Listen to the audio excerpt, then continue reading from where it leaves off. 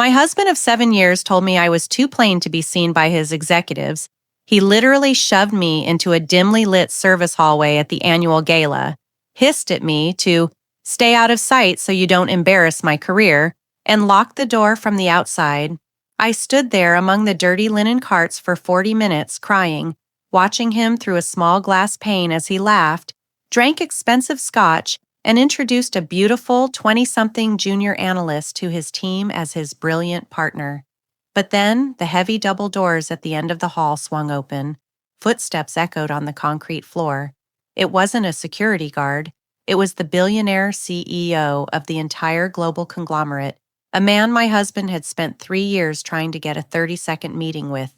He didn't look at the champagne carts. He looked straight at me, his eyes widening in absolute shock. He dropped his glass, walked right over and said, "I've been searching every square inch of this country for you. You're the true mastermind behind the architectural algorithms that built this entire empire, aren't you?" Before we dive into the rest of this story, I have a quick question for you all. Which country are you watching this video from right now? Drop it in the comments below.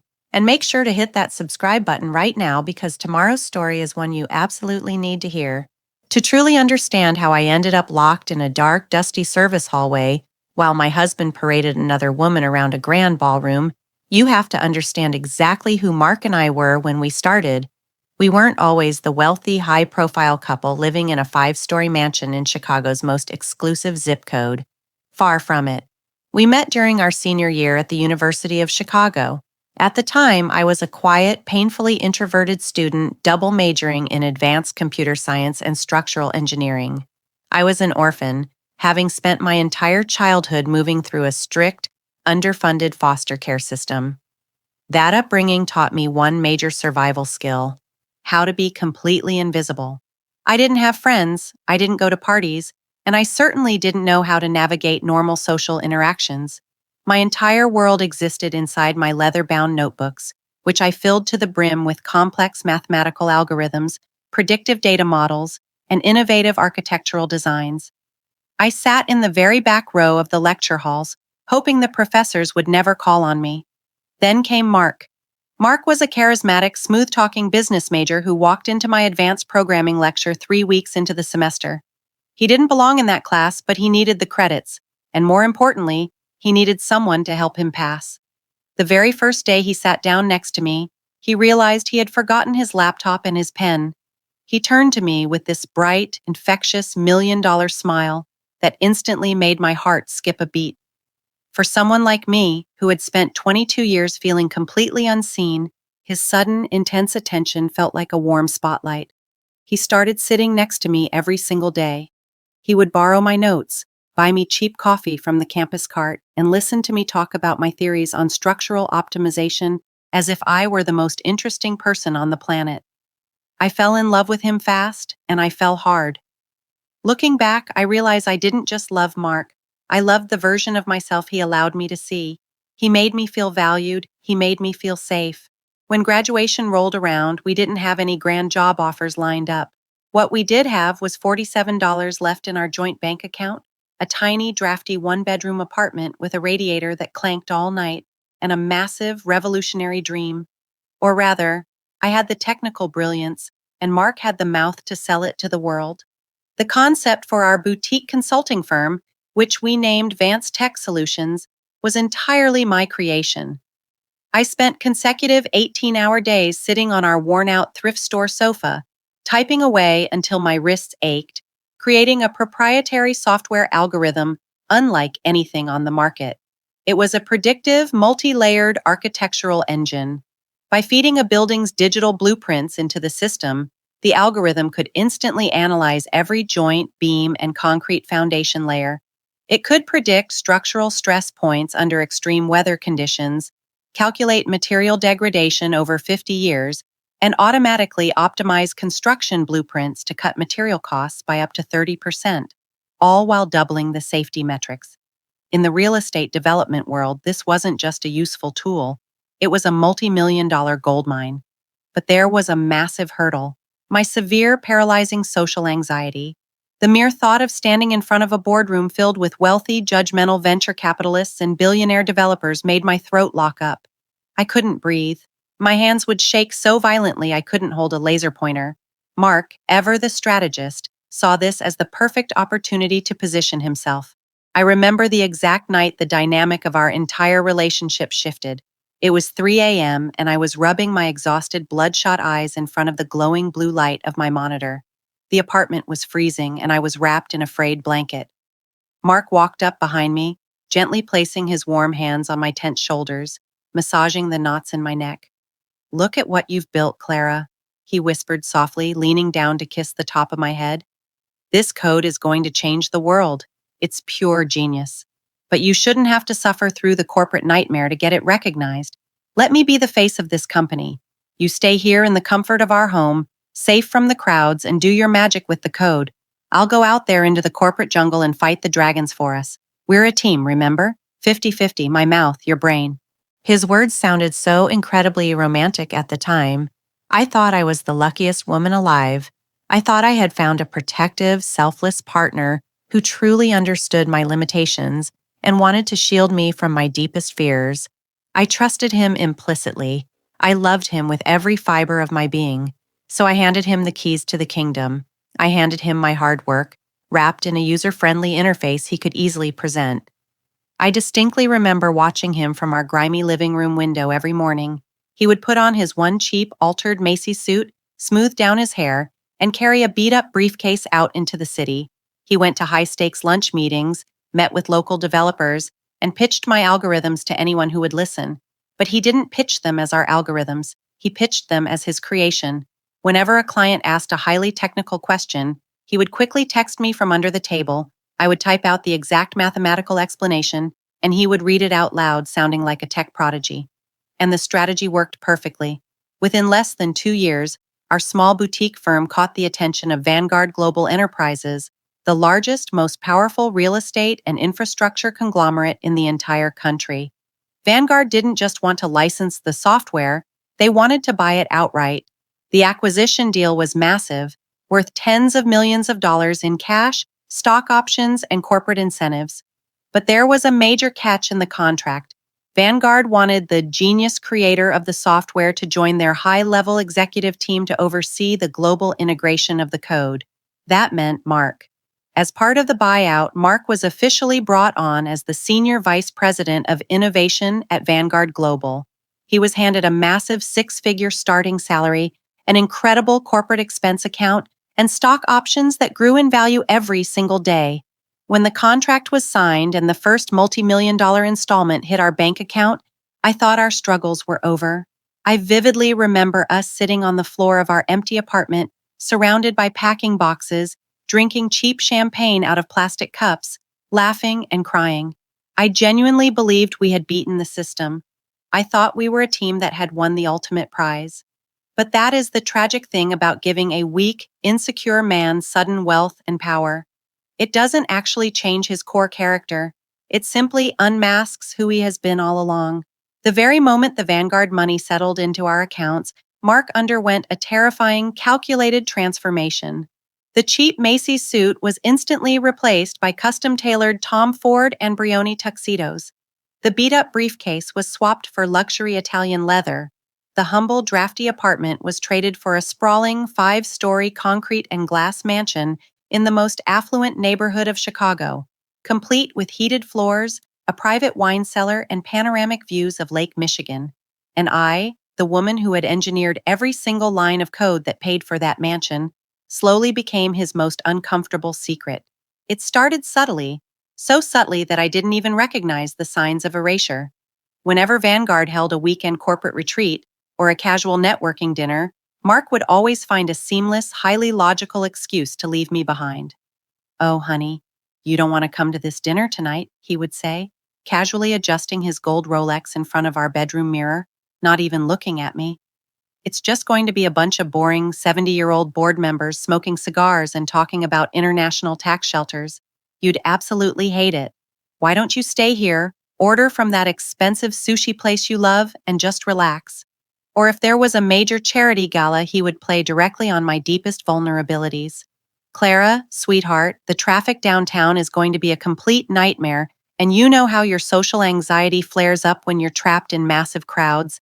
There will be flashing lights, loud music, and aggressive corporate sharks everywhere. I'm just trying to protect your mental health. I'm doing this for you. I allowed myself to be gaslit. I told myself he was being an incredibly sweet, deeply protective, loving husband who wanted to spare me from discomfort. I didn't see the dark, systematic reality. Mark was deliberately cutting me out of the corporate narrative. He was building a public persona as a brilliant, fiercely independent young tech prodigy, and a quiet, unassuming wife didn't fit into the glossy, high-powered image he wanted to project to the Vanguard board of directors. He didn't just stop at hiding me socially, he began erasing me legally. One evening, he brought home a stack of corporate restructuring documents, casually tossing them onto the kitchen island while he poured himself a glass of expensive 20-year-old scotch. "Hey, babe, I need you to sign these intellectual property renewals real quick," he said carelessly, handing me a pen. "Our legal team at Vanguard said we need to consolidate the software patents under my name as the active executive. It's just standard corporate protocol, purely for tax optimization and asset protection purposes. It makes the paperwork 50 times easier for the upcoming Phase 2 rollout." I trusted him implicitly. He was my husband, the man who had promised to protect me. So I signed the documents without reading the fine print. With a few strokes of a pen, I legally stripped my own name off the very technology I spent my youth building. From that point on, my isolation became absolute. Mark stopped asking for my input on the core code upgrades altogether. He told me the integration was complete and that I should just enjoy my life of leisure. But I eventually discovered a terrifying truth. He hadn't stopped using my brain. He had set up a hidden network link on our home server. Every time I worked on my personal computer, refining the algorithm's math models just to keep my mind sharp, Mark was secretly copying my updated files onto an encrypted thumb drive while I slept. He was taking my continuous, brilliant updates straight to the Vanguard Executive Suite, presenting them as his own breakthrough innovations to secure more funding, more praise, and more power. I was living in a beautiful, gilded cage. I spent my long, lonely days wandering through the empty, echoing rooms of a massive mansion, looking out at the cold gray waves of Lake Michigan, while my husband was out in the glittering world, soaking up the collective adulation and respect for a creative genius he didn't possess. I had become completely invisible in my own life, trapped in the deep shadows of the monster I had helped create. The fragile illusion of my perfect, comfortable life began to completely shatter about 6 months ago. It wasn't a sudden explosion, but rather a slow, agonizing drip of small anomalies that I could no longer rationalize away. Mark started coming home later and later, sometimes not showing up until 3 or 4 o'clock in the morning. When he did finally walk through the front door of our dark, quiet mansion, his behavior was entirely erratic.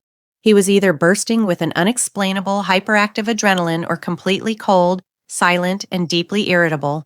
But it was the smell that first truly made my stomach drop into a hollow void. One rainy Tuesday night, around 2 a.m., I woke up to the sound of his car tires crunching against the gravel driveway. I stayed in bed, pretending to be asleep, my heart hammering against my ribs for reasons I couldn't quite explain. When he finally stepped into our master bedroom, he didn't slide into bed next to me.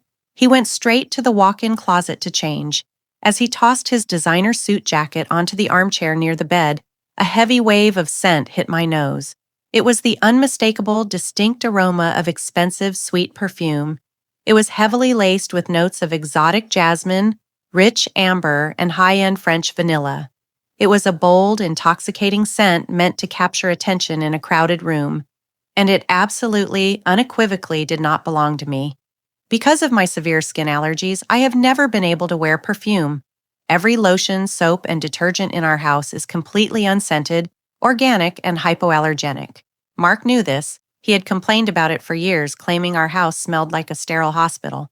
The next morning, as he sat at the kitchen island sipping his espresso, fully dressed in another impeccable tailored suit, I tried to bring it up as casually as possible. My hands shook slightly as I poured my tea. "Mark, you came home really late last night," I said softly, keeping my eyes fixed on my cup. "And your jacket smelled incredibly strongly of women's perfume, like jasmine. Is everything okay at the office?" His entire body went completely rigid for a fraction of a second. The smooth, charming expression he always wore instantly hardened into something sharp and defensive.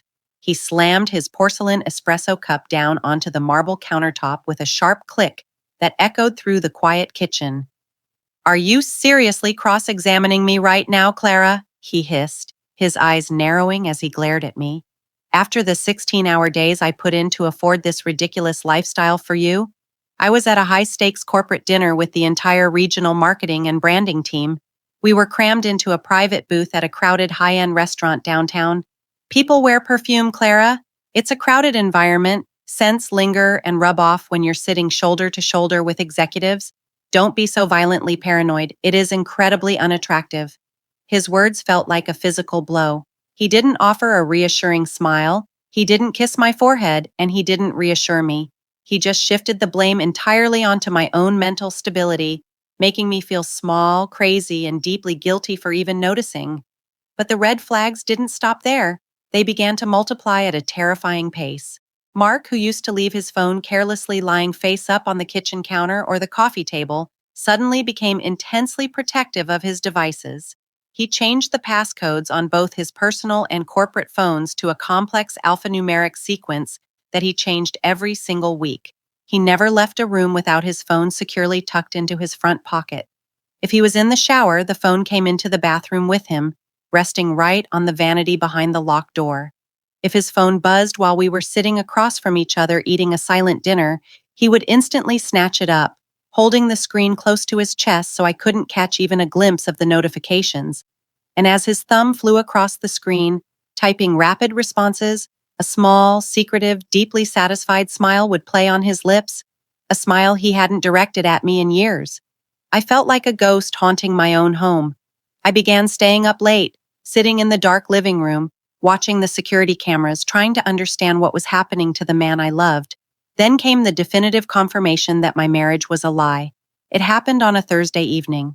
Mark had rushed home from the office to change into a fresh tuxedo for what he claimed was an emergency networking cocktail hour with international investors.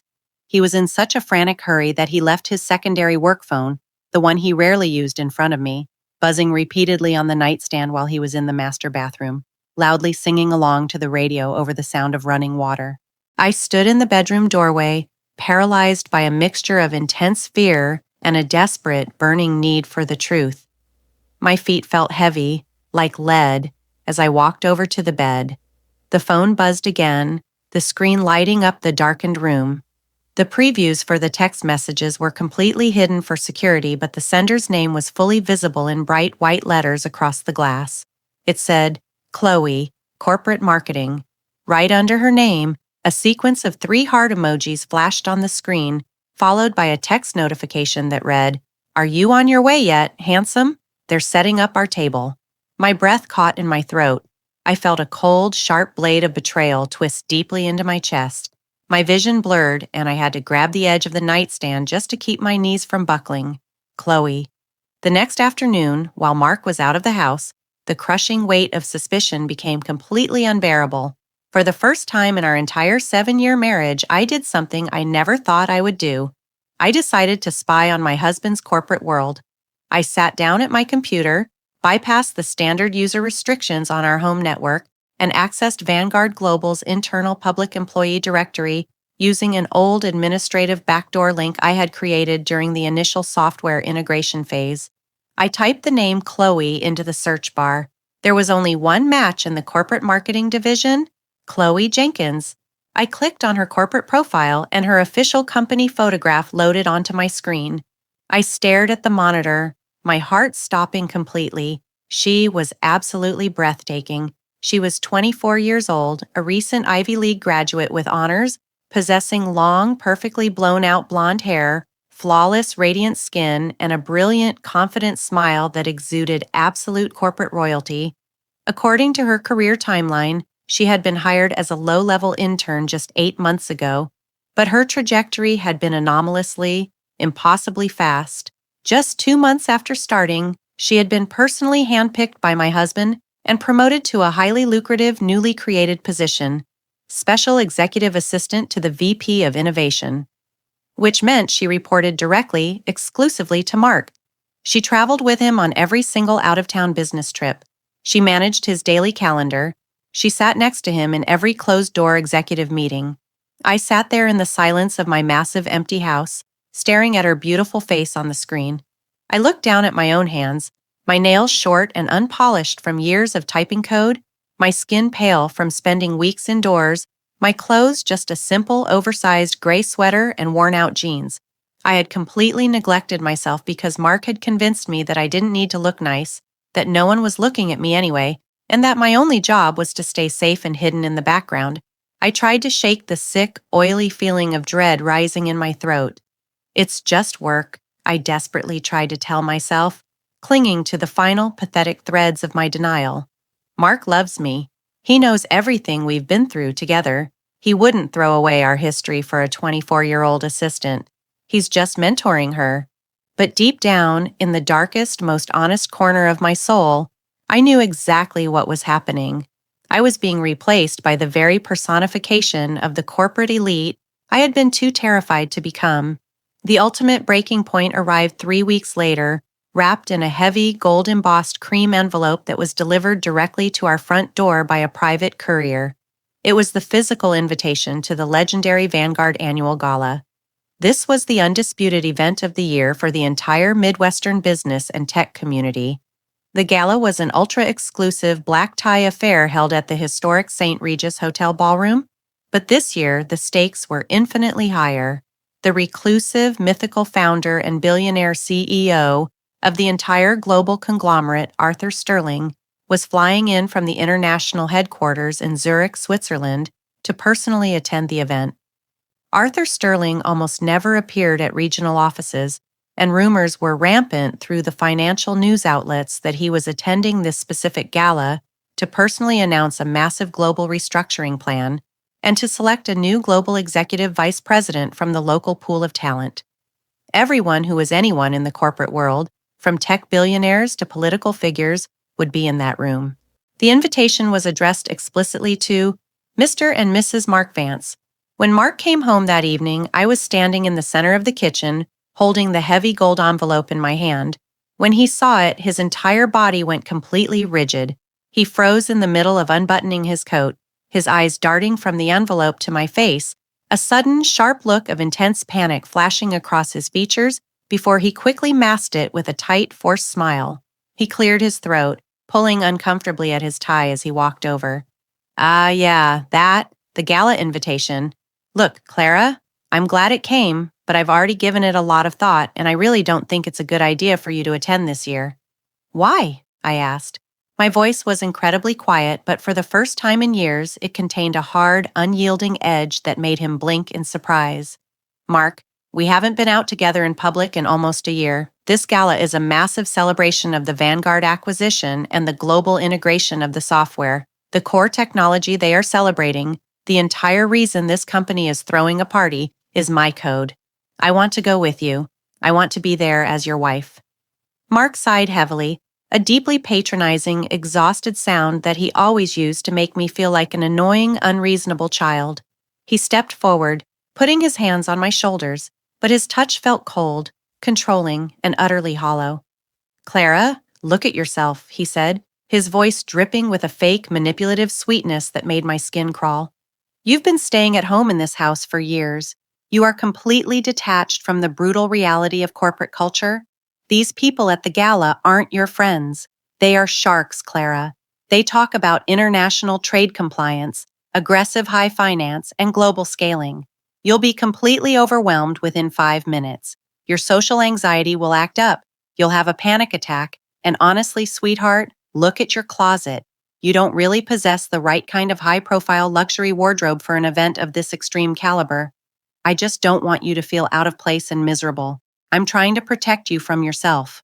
His words felt like a succession of sharp, calculated slaps to my face. Look at yourself. He was weaponizing the very isolation and insecurity he had systematically forced upon me for years. He had taken my confidence, taken my clothes, taken my name off the company, and now he was using the lack of those very things as a reason to keep me locked away in the dark. I pulled away from his touch, stepping back. my chest heaving as a sudden surge of adrenaline washed away my usual timidity. I looked him dead in the eye. "I can buy a dress, Mark," I said, my voice trembling with an explosive mixture of anger and heartbreak, but remaining absolutely firm. "I have a credit card, and I know how to find a designer shop. I am your wife. My name is on that invitation, and I am going to that gala." Mark stared at me for a long, incredibly tense moment. The fake, loving mask he had worn completely dropped away, revealing a cold, calculating, and deeply vicious expression that I had never seen in our entire 7 years together. His eyes narrowed into slits, and his jaw clenched so hard the muscles jumped. "Fine," he snapped, his voice dropping to a harsh, threatening whisper. "If you want to throw a tantrum and force your way into a room where you don't belong, go buy a dress. But don't say I didn't warn you when you realize exactly what you are." Without another word, he turned on his heel and stormed out of the kitchen, slamming the heavy oak door behind him. I stood alone in the bright kitchen, clutching the gold envelope so tightly the edges crinkled, realizing with absolute certainty that the man I had married was officially gone, and the battle for my life's work had just begun. The next 7 days felt like walking through a thick, suffocating fog. I didn't let Mark see me cry again. Instead, I channeled every ounce of my remaining energy into preparing for the gala. I drove downtown to an exclusive high-end boutique off the Magnificent Mile, a place I normally would have avoided out of sheer intimidation. When the personal stylist brought out the emerald green silk gown, I knew it was the one. It was sophisticated, with a structured bodice and a fluid, sweeping skirt that felt like liquid courage against my skin. I hired a professional hair and makeup artist to come to the mansion on Friday afternoon. As she pinned my dark hair into a flawless, intricate updo and highlighted the sharp angles of my jaw and cheekbones, I stared at the mirror. For the first time in nearly a decade, the shy, invisible orphan girl was gone. In her place stood a beautiful, strikingly intelligent woman who looked like she owned the world. When Mark walked up the stairs to check on my progress, he didn't say a single word. He stood in the doorway of the dressing room, fully tuxedoed, holding a glass of scotch. He didn't compliment the dress. He didn't tell me I looked beautiful. He just stared at me, his eyes widening slightly with a mixture of shock and a strange, deeply unsettling resentment. He looked at his watch, cleared his throat, and muttered, "The limousine is downstairs. We're going to be late. Let's go." During the entire 45-minute ride into the heart of downtown Chicago, the silence inside the luxury vehicle was heavy enough to crush a person.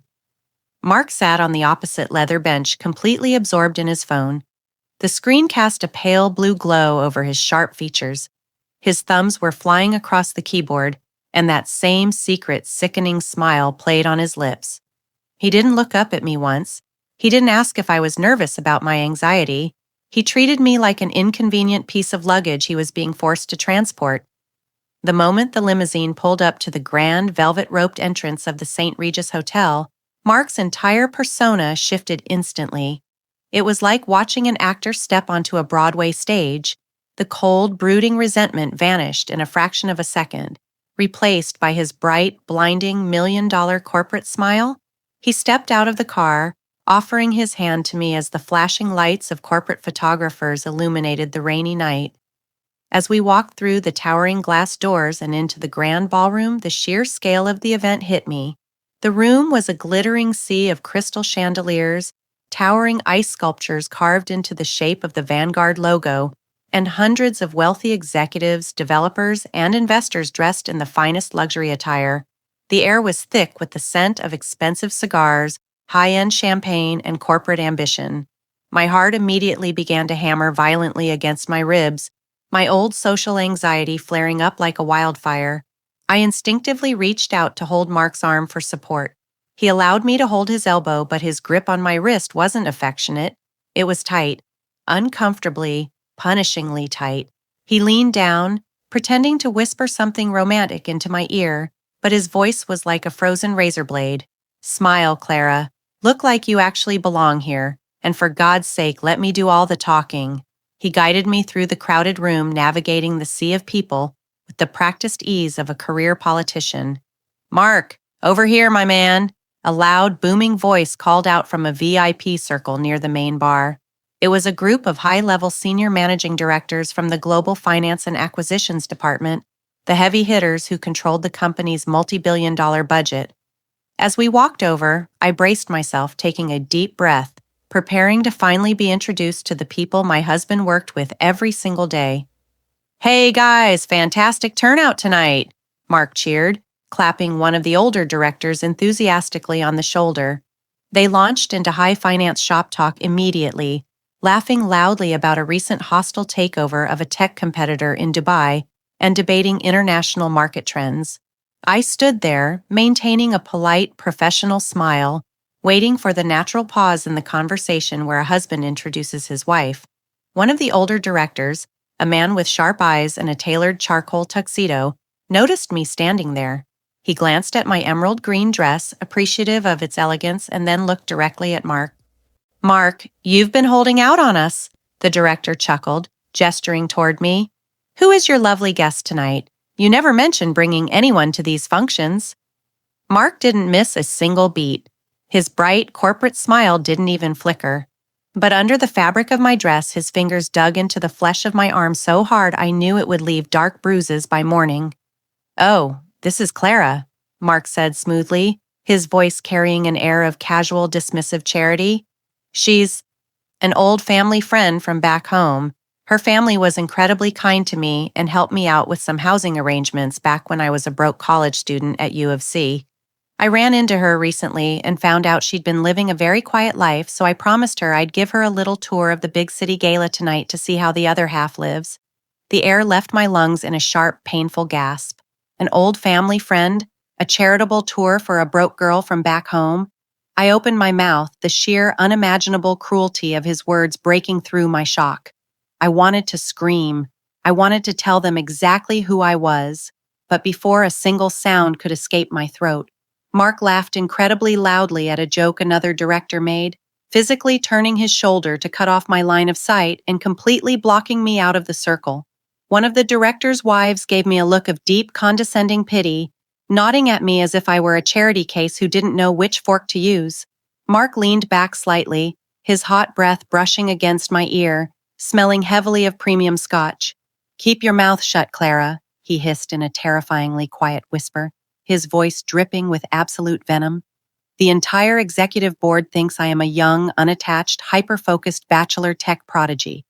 That is the exact brand narrative I spent 3 years building to secure this promotion.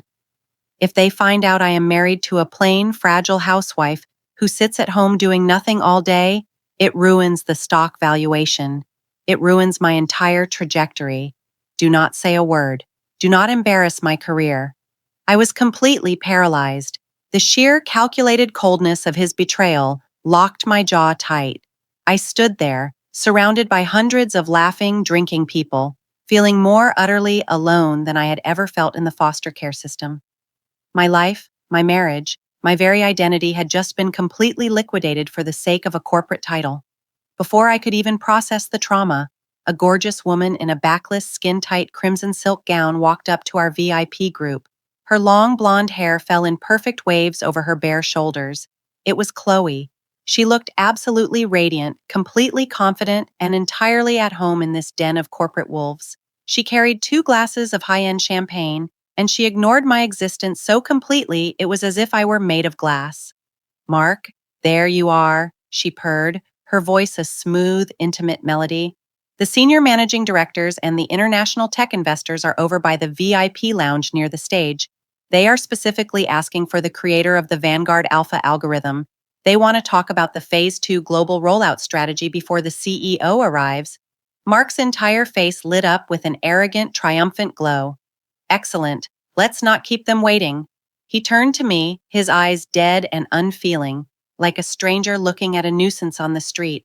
"Clara, go get yourself a drink or a plate of appetizers from the buffet or something. Walk around. I have to go do real executive work now." Without waiting for me to respond, without looking back, he walked away. I watched in absolute horror as Chloe naturally, smoothly slid her manicured hand into the crook of his elbow. As they walked away toward the exclusive VIP section, Mark's hand slid down her back, resting heavily and possessively on the bare skin of her waist. She giggled, leaning her head affectionately against his shoulder. They looked like the ultimate corporate power couple. And as they passed other directors, people smiled and nodded, completely accepting their dynamic. They weren't just colleagues, they were living together in his public world. Everyone in that inner circle knew it, and everyone accepted it. I felt a massive, violent wave of intense nausea wash over me. The grand ballroom began to spin in a kaleidoscope of glittering lights, red silk, and mocking laughter. The flashing cameras of the paparazzi, the booming bass of the jazz band, the clinking of crystal glasses. It all felt like a suffocating nightmare pressing down on my chest. I couldn't breathe. The walls were closing in on me. I needed to get away from the crowd. I needed a quiet place to find air, to collect my thoughts, and to find the strength to confront him away from the public eye. I turned and walked rapidly toward the back of the ballroom, keeping my head down as tears of humiliation began to threaten the edges of my eyes. I passed through a set of heavy, dark velvet privacy curtains, finding myself in a long, brightly lit service corridor that led away from the guest areas and toward the back of house operations and kitchens. The air was cooler here, smelling of industrial cleaner and stainless steel. I leaned against the wall, closing my eyes, taking deep, ragged breaths. Suddenly, I heard the sharp, heavy sound of rapid footsteps behind me. Before I could even turn around, a hand gripped my wrist with terrifying force and violently yanked me backward, pulling me into a narrow, dimly lit service hallway used exclusively by the hotel catering staff. It was Mark. His face was flushed red with absolute anger, his veins bulging against his neck, his tuxedo tie slightly loosened. "What the hell do you think you are doing, Clara?" he hissed, slamming the heavy industrial metal door shut behind us with a loud, echoing boom that made me jump. "I saw you wandering around the edge of the ballroom like a lost, pathetic puppy. You're standing there looking miserable, drawing attention to yourself. You are going to ruin everything I have worked for tonight." "I am going to ruin everything?" The sheer absurdity of his statement broke through my panic, and I finally found my voice. The tears spilled over my eyelids, hot and angry, tracking down my face. "You just told your colleagues I am a charity case, an old family friend. You are parading that marketing girl around in front of the entire company as your partner? That algorithm they are celebrating in the VIP lounge, the entire reason you are getting a promotion tonight, is mine, Mark. I wrote every single line of that code. I solved the spatial mathematics. You don't even know how to debug the compiler without me. Shut up! Just shut your mouth!" he snarled, stepping directly into my personal space, his face twisted into an ugly, animalistic rage that made me press my back hard against the concrete wall. "You didn't build anything, Clara. A patent is just a useless piece of paper. I am the creator here. I am the one who took those dry, useless numbers and turned them into a multi-million-dollar empire. I am the one who knows how to sell it, how to talk to billionaires, how to build a company. Without me, you would be a broke, pathetic, invisible orphan sitting in a windowless cubicle earning minimum wage. You are absolutely nothing without me." "How could you say that to me?" I sobbed, my heart breaking into a million jagged pieces. "I loved you. I gave you my life. I gave you my genius because I trusted you." "And I gave you a 5-story mansion to sit in," he shouted, his voice echoing brutally off the concrete walls. "But right now, you are a massive liability to my future. The CEO, Arthur Sterling, is arriving in exactly 20 minutes. He is a strict perfectionist. He is looking at me tonight to hand me a global promotion that comes with $10 million in stock. I cannot have you dragging down my image with your pathetic, moping face and your psychological baggage." He stopped, looking around the empty, uninviting service hallway. It was lined with dirty linen carts, stacks of broken plastic chairs, and industrial cleaning supplies. "You stay right here," he commanded, his voice turning cold, flat, and absolute. "What?" I gasped, shaking my head. "No. You heard me. Stay out of sight so you don't embarrass my career," he said, staring at me with pure disgust. He stepped backward, exiting the service hallway and stepping back into the main corridor. Before I could even launch myself forward to stop him, he pulled the heavy industrial metal door shut. A second later, I heard the sharp, terrifyingly loud metallic click of a key turning in the deadbolt lock from the outside. He had locked me in. He had literally locked his own wife in a garbage hallway to keep his lie alive. I collapsed against the cold, industrial concrete wall, the brutal impact sending a shockwave up my spine. My beautiful emerald green silk dress, the gown I had bought to finally feel like I belonged by my husband's side, dragged through the gray dust and grime of the service hallway floor, I pulled my knees to my chest and wept. I wept until my throat burned and my chest felt like it was being crushed under 1,000 pounds of solid rock. The sheer, unadulterated cruelty of what Mark had just done was suffocating. It wasn't just that he was cheating on me. It wasn't just that he had lied to his colleagues. It was the fact that he had looked me dead in the eye, evaluated my entire existence, and decided I was worth less than a dirty janitorial closet. The man I had spent 7 years protecting, the man I loved more than my own life, had literally locked me away like a piece of hazardous waste because my face didn't match the glossy corporate brochure he was selling to the world. I pulled myself up slightly, using a rusted metal utility shelf for balance, and pressed my face against the tiny wire-reinforced glass window embedded in the heavy metal door. From this angle, I had a narrow, obstructed view of the main corridor. 5 minutes passed, then 10, then 15. My breathing slowly began to change. As I watched through the glass, Mark walked past the corridor again. He wasn't rushing. He wasn't panicked. He didn't look like a man who had just locked his wife in a room. He was walking with an arrogant, slow stride, his arm securely and possessively wrapped around Chloe's bare waist. He was holding a fresh glass of crystal-clear champagne, laughing, throwing his head back as Chloe whispered something into his ear. He looked completely, utterly unbothered.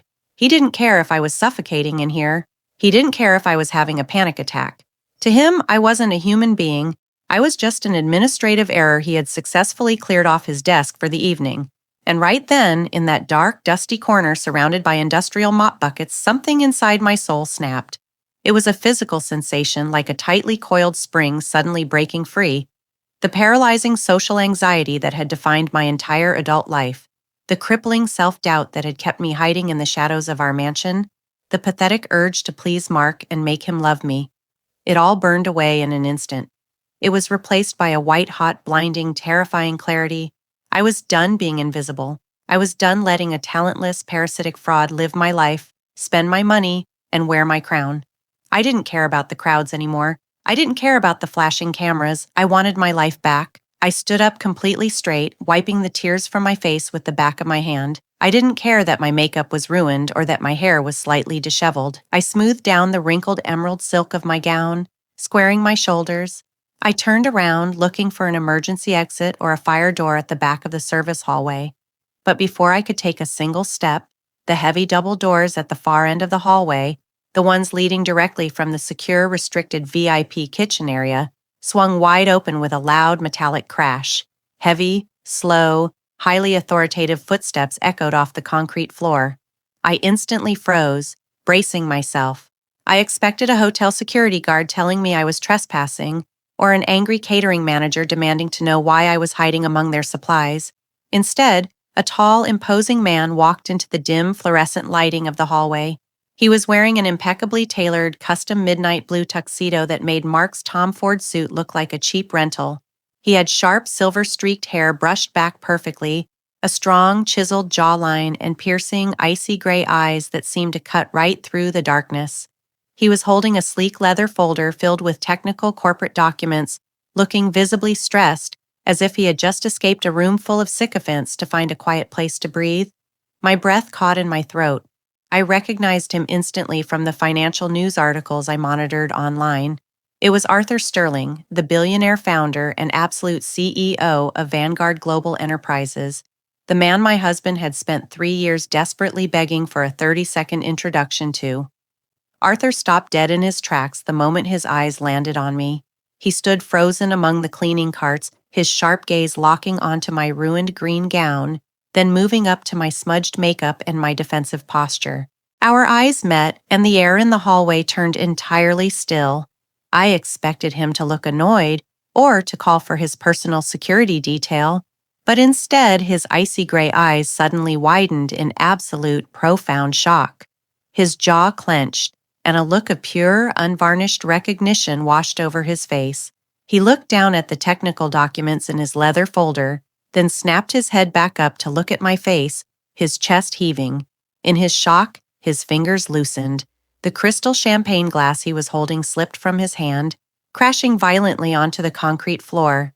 The expensive liquid splashed everywhere, pooling around the tips of his luxury leather shoes, but he didn't even blink. He didn't care. He walked straight toward me, his footsteps rapid and heavy. He stopped just 2 feet away, searching every single feature of my face with an intensity that made my heart stop. "I don't believe it," Arthur Sterling whispered, his voice deep, rich, and vibrating with a genuine raw emotion that completely caught me off guard. "It's really you. I have been searching every single square inch of this country for you for years." I blinked, completely stunned, my mind struggling to process what was happening. I'm sorry, Mr. Sterling, you're looking for me? I think you have me confused with someone else. I don't work in the main office." Arthur slowly held up the leather folder, opening it to reveal the documents inside. I leaned closer and realized what they were. It was the original raw source code for the Vanguard Alpha algorithm, the master file containing the fundamental mathematical logic that ran the entire infrastructure system. "The executive board thinks your husband, Mark Vance, built this architecture from scratch," Arthur said, his gray eyes burning into mine with an intellectual ferocity. "But I am an engineer first, Clara. I built my empire with my own hands before I ever became a businessman. I sat up until 4 a.m. last night reviewing the core architecture lines of this file, and I noticed something that the rest of the board was too blind to see." He turned the page, pointing to a highly complex string of code deep within the compiler notes. Hidden deep within the infrastructure layer, embedded as an invisible, unalterable digital watermark in the mathematical logic, there is a very specific author signature. It is written in a rare, hyper-specific cryptographic syntax, a syntax that was developed by an anonymous, brilliant student at the University of Chicago 7 years ago, a student who won the prestigious National Mathematics Prize but completely refused to show up to the gala to claim her award because she was too terrified of the spotlight. Arthur stepped even closer, his voice dropping to a low, reverent whisper that echoed beautifully in the quiet service hallway. "You are the true mastermind behind the architectural algorithms that built this entire global empire, aren't you? You're Clara Vance?" A single hot tear rolled down my cheek, tracing a clean path through the ruined makeup on my skin. But this time, it wasn't a tear of sadness or humiliation. It was the overwhelming, intoxicating feeling of finally truly being seen for who I was. "Yes," I said, my voice rising up from my chest, completely steady, completely clear, and devoid of any fear. "I am Clara. I wrote every single line of that code, and my husband just locked me in the service hallway because he told me I was too plain to be seen by his CEO." Arthur Sterling's face transformed from awe to an absolute, terrifying rage. The ambient warmth of the corridor seemed to evaporate, leaving the air ice cold. I had read articles about his ruthless business tactics, but seeing that predatory, protective instinct switch on in real life was something entirely different. "He did what?" Arthur asked, his voice deadly quiet, vibrating with a dangerous undertone that made the concrete walls feel like they were closing in on us. I turned slightly and pointed toward the heavy industrial metal door behind me. "He told me I was a liability to his brand. He said the board thought he was an unattached, hyper-focused bachelor tech prodigy, and that showing up with a plain housewife would ruin his entire trajectory. When I tried to speak up, he shoved me in here, took the keys, and locked it from the outside." Arthur closed his eyes for a brief, calculated second, taking a deep, controlled breath that seemed to steady the immense power radiating from him. When he opened them, the icy gray gaze was entirely focused, the cold corporate apex predator fully awake. "Clara," Arthur said, adjusting the cuffs of his midnight blue tuxedo before offering me his arm with a formal, unwavering chivalry, "I think it's time we show this entire organization who the real genius is. Would you do me the absolute honor of being my personal guest of honor tonight?" I looked down at his arm. Then I looked back at the locked door that had held my dignity hostage just minutes prior. The paralyzing fear, the suffocating social anxiety that had kept me locked away in a suburban mansion for years, it was entirely gone. It had been replaced by a fierce, unyielding hunger for justice. "It would be my absolute pleasure," I said, my voice firmer than it had ever been in my entire life. Arthur reached into his vest pocket, pulled out a sleek black master keycard, an executive pass that opened every single electronic and mechanical lock in the entire St. Regis hotel complex, and swiped it against the external reader. The heavy lock mechanism clicked open with a sharp, echoing thud. He pushed the door wide open. Together, side by side, we stepped out of the shadows of the service hallway and marched down the brightly lit corridor, heading directly toward the grand ballroom. At that exact moment, the main stage at the front of the ballroom lit up with spectacular, blinding brilliance. The master of ceremonies stepped up to the microphone, his voice booming through the state-of-the-art multi-directional sound system, echoing off the high crystal ceilings. Ladies and gentlemen, executives, and distinguished guests of Vanguard Global, please direct your attention to the main stage. Tonight, we honor the man who revolutionized our infrastructure division, the genius creator of the Vanguard Alpha algorithm, and our newly appointed Global Executive Vice President, Mr. Mark Vance. The crowd of hundreds erupted into thunderous, deafening applause. Spotlights began to dance wildly across the darkened room, cutting through the haze of expensive cologne and champagne before finally landing directly on Mark, who was standing near the front of the stage. He had a smug, completely arrogant grin plastered across his face. Chloe was standing right beside him in her crimson dress, clapping enthusiastically, her eyes glittering with the shared ambition of a woman who thought she had just secured her place at the top of the corporate food chain. Mark stepped up the stairs onto the stage, smoothly taking the microphone from the MC.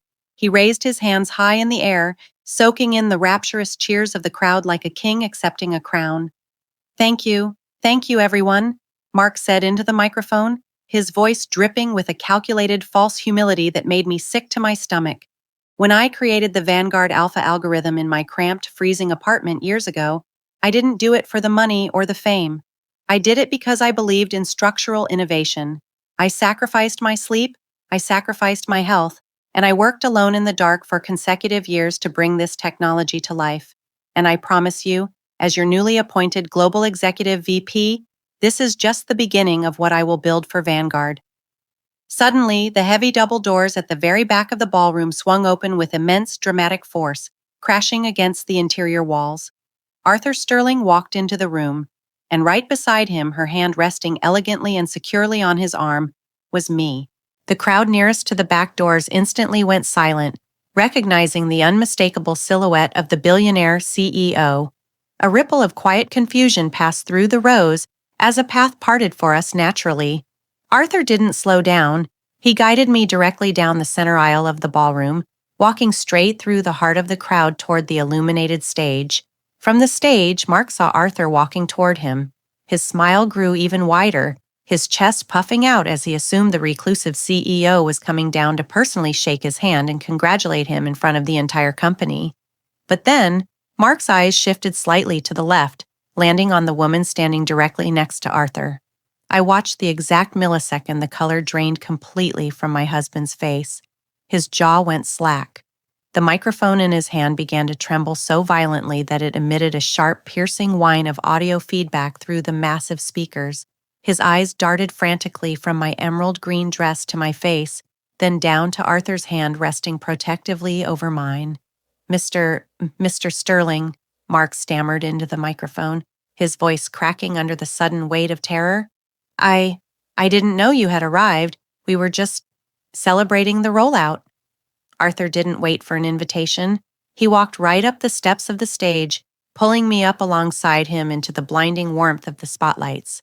He walked straight to the center podium, calmly but firmly taking the microphone directly out of Mark's trembling hand. The entire ballroom fell into a dead, suffocating silence.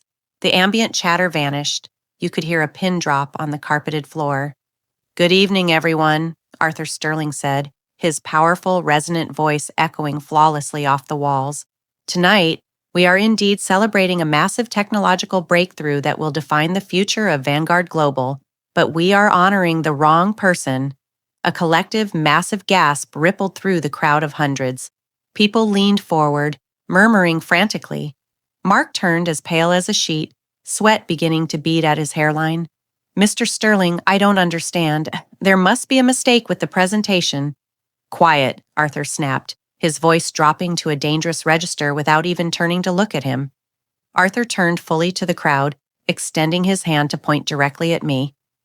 "This woman standing beside me is Clara Vance. She is not an old family friend, as some of you were deceptively told tonight. She is Mark Vance's wife, and more importantly, She is the sole, absolute creator of the Vanguard Alpha algorithm. The room exploded into an absolute frenzy of movement and sound.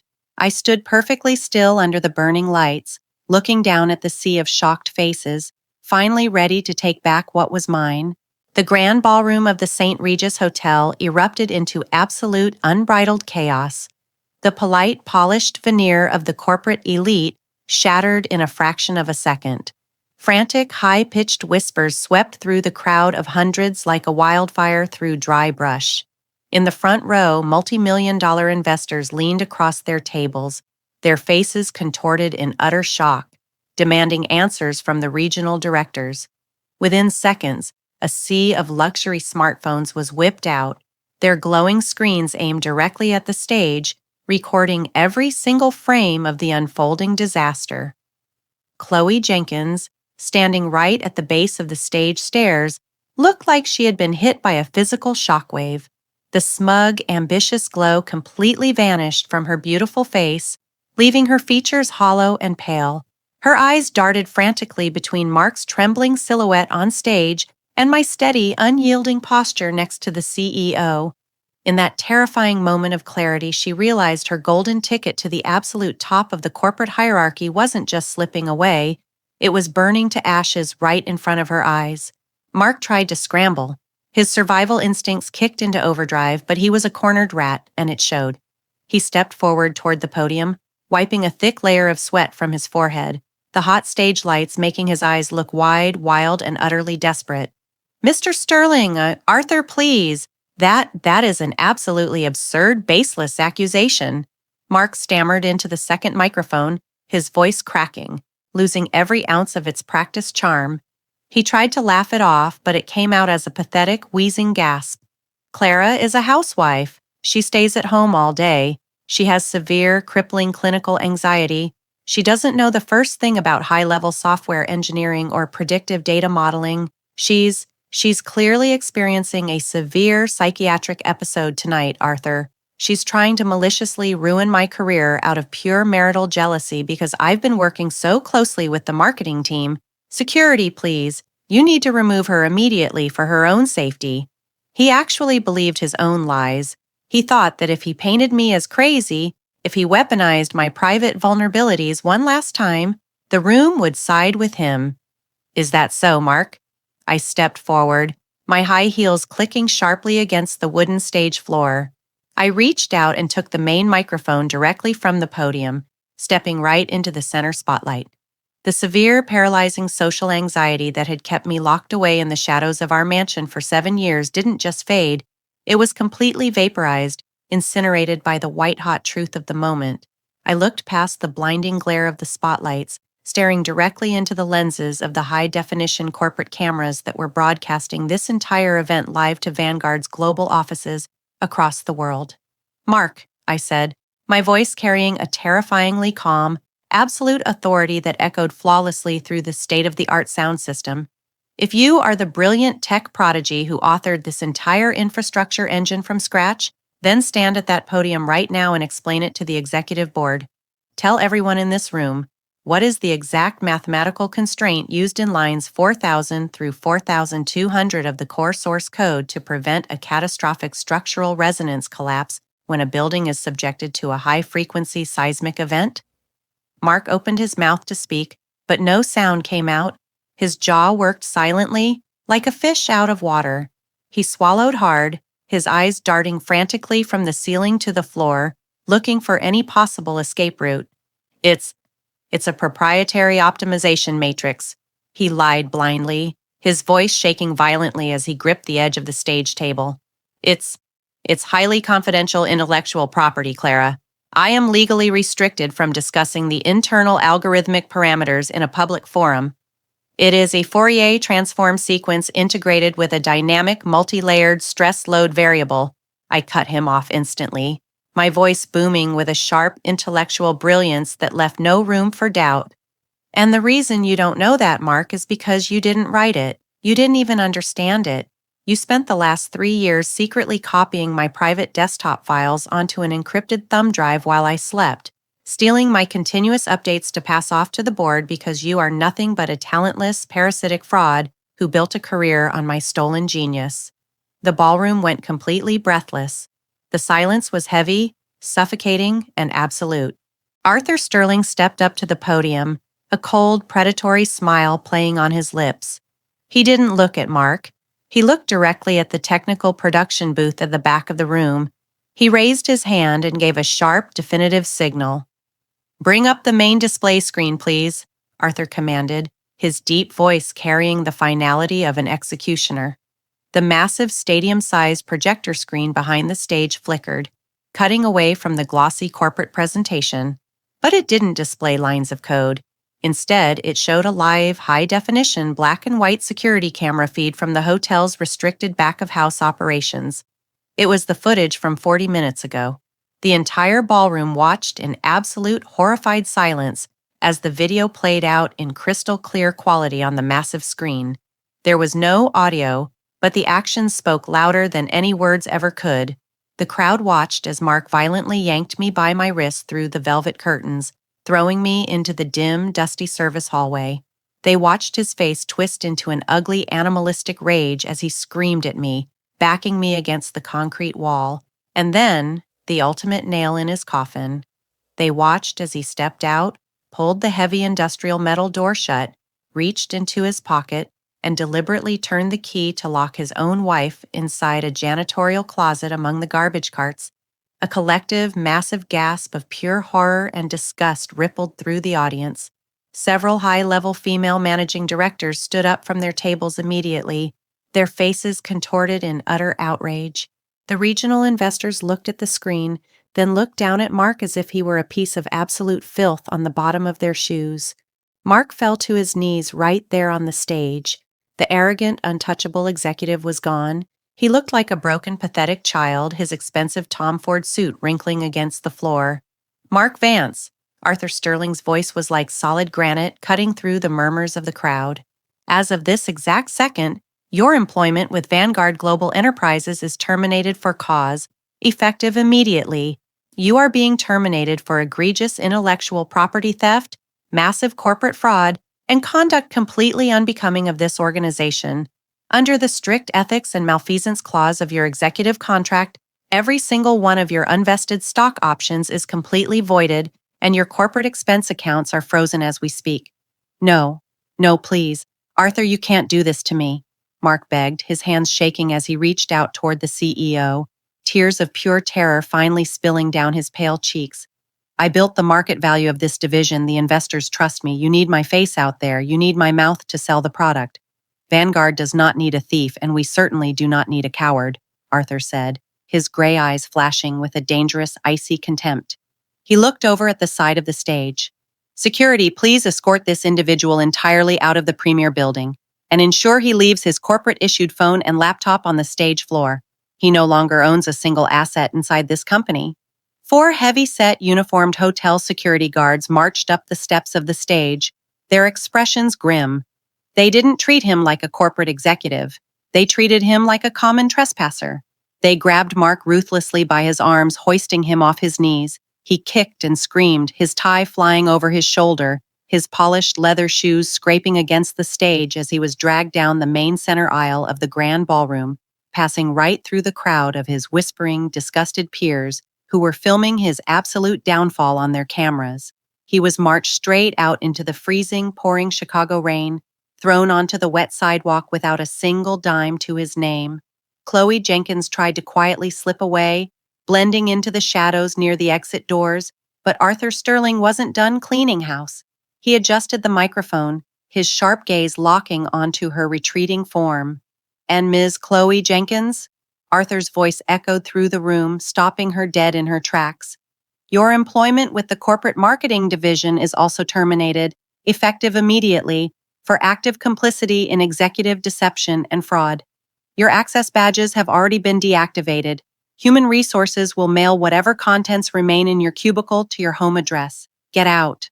Chloe buried her burning face in her hands, letting out a loud sob as she pushed through the side emergency doors, her high-profile corporate ambitions completely dead. The entire grand ballroom turned its collective attention back to the stage, staring up at the podium where I stood. The atmosphere had completely shifted from corporate coldness to an overwhelming aura of reverence. Arthur Sterling took a step toward me, a look of profound respect in his eyes. He reached out, took my hand, and raised it high into the air under the brilliant gold spotlights. "Ladies and gentlemen," Arthur announced to the world, "please join me in welcoming the brand new Chief Technology Officer, Global Head of Innovation, and full equity partner of Vanguard Global Infrastructure, Clara Vance." The applause that followed was absolute thunder. It wasn't just a polite corporate clap. It was a deafening, roaring standing ovation from the absolute pinnacle of the financial and tech world. Every single director, investor, and CEO in that room stood on their feet, cheering and raising their glasses to me. I stood under the burning, beautiful lights, looking out at the massive crowd, not hiding, not shaking, and not feeling a single ounce of fear. The revenge was flawless. I had taken his title, his reputation, his wealth, and his freedom, all by simply stepping out of the dark hallway and letting the world see the brilliant mind he had tried so desperately to hide. I was exactly where I belonged, and my journey was just beginning. 2 weeks after the unforgettable night of the Vanguard annual gala, the legal fallout had completely settled, and the divorce papers were finalized with absolute devastating precision. Because Mark's high-profile career was utterly annihilated for gross corporate fraud and intellectual property theft, his ironclad employment contract was voided under the strict malfeasance clause. He was left with absolutely nothing. The high-powered elite legal team that Arthur Sterling had personally assigned to protect me ensured that our 5-story concrete and glass mansion, the millions remaining in our liquid joint accounts, and the full exclusive global patent rights to the Vanguard Alpha software were awarded entirely to me. Mark was legally evicted, forced to move his few remaining personal belongings into a dingy 500-square-foot studio apartment on the industrial outskirts of the city. He spent his days working a miserable, low-paying, entry-level tech support job just to afford generic groceries, his name permanently blacklisted from every single technology and real estate company in North America. I was sitting in my brand new sprawling corner office on the top floor of the prestigious Vanguard Global skyscraper, looking out through the floor-to-ceiling glass windows at the magnificent, sprawling Chicago skyline. There was a soft, rhythmic knock on the heavy oak door. Arthur Sterling walked into the room carrying 2 crystal glasses filled with a vintage, high-end champagne. He wore a warm, triumphant smile, his piercing gray eyes locking onto mine as he walked over and handed one of the glasses to me. "To the most successful, highly profitable quarter in Vanguard history," Arthur said, clinking his glass gently against mine. "The new optimization algorithms you deployed last Monday have already saved our infrastructure division a staggering $80 million in projected development costs. The board is absolutely ecstatic, Clara." "Thank you, Arthur," I said, taking a slow sip of the crisp, expensive liquid. "Thank you for everything, for finding me in that dark hallway, for recognizing my specific mathematical code syntax from 7 years ago. It really was an absolute miracle that you happened to review that specific master file the night before the gala." Arthur walked over to the floor-to-ceiling window, looking out at the city streets far below. He stood there for a long moment, a small, highly enigmatic, deeply knowing smile playing on his lips. "Clara," Arthur said softly, his voice carrying a calm, heavy weight that made the hairs on my arms stand up. "I didn't review that file by accident the night before the gala." I paused, setting my crystal glass down onto the dark mahogany desk, my eyes narrowing slightly. "What do you mean, Arthur?" Arthur turned around slowly to look at me, his sharp gray eyes glittering with a profound, terrifyingly brilliant secret he had been holding on to for a very long time. "7 years ago, when you won that National Mathematics Prize under a tight, cryptographic pseudonym, I wasn't just a judge, Clara. I was the anonymous corporate billionaire sponsor who funded the entire prize money," Arthur revealed, his voice a smooth, low whisper. "I knew back then that whoever engineered that code syntax was a once-in-a-generation genius. I spent consecutive years trying to track your real identity down, but you had completely vanished off the face of the earth after marrying Mark Vance." He locked you away in that mansion and you went completely silent. He stepped away from the window, leaning in close over my mahogany desk, his presence filling the entire room. 6 months ago, when Mark Vance brought your updated algorithm to the Vanguard acquisition table, I recognized your unique cryptographic syntax the exact second the file loaded onto my screen. I knew he was an absolute fraud the moment he opened his mouth to explain the spatial dimensions. He simply didn't possess the intellectual capacity to build something so profoundly beautiful. I stared at him, my mind racing at 1,000,000 miles an hour, connecting dots I hadn't even known existed. If you knew he was a fraud 6 months ago, Arthur, why did you approve the multi-million-dollar acquisition? Why did you hand him the senior VP position? Why did you wait half a year until the annual gala to finally expose him? Arthur's smile widened into a brilliant, breathtaking display of a master chess player revealing his long game strategy. Because if I had exposed his fraud immediately 6 months ago, he would have just hired a cheap, aggressive corporate lawyer, claimed a minor technical misunderstanding, and walked away with half of your intellectual property assets in a private, quiet settlement, Arthur explained, his eyes locking onto mine with an unyielding intensity. You were still trapped under his severe emotional abuse and control back then, Clara. You wouldn't have fought him. You would have shrunk back into the shadows and let him win.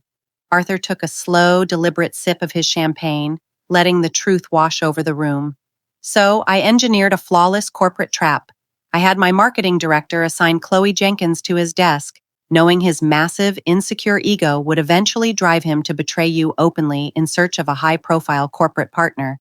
I ensured the physical, gold-embossed invitation was sent directly to your house so he couldn't hide it from you. And on the night of the gala, I didn't stumble into that hallway by chance, Clara. I had my elite security team track Mark's exact movements on the live surveillance feeds from the moment you arrived. The exact millisecond he shoved you into that dark service hallway and turned that key, I knew he had walked right into the execution chamber I built for him. I sat back deeply in my leather executive chair, completely breathless, my heart pounding wildly against my ribs. The entire sequence of events, the promotion, the affair, the locked door, the public downfall, it wasn't a series of lucky, fortunate coincidences. It was a flawless, multi-layered, calculated master plan executed by Arthur Sterling to completely dismantle my abusive husband and hand me the ultimate global stage to reclaim my throne. You did all of that just for me? I asked, my voice barely a whisper in the quiet office. Arthur walked entirely around the desk, standing directly in front of my chair. He extended his warm, steady hand to me, his eyes filled with a deep, undeniable admiration.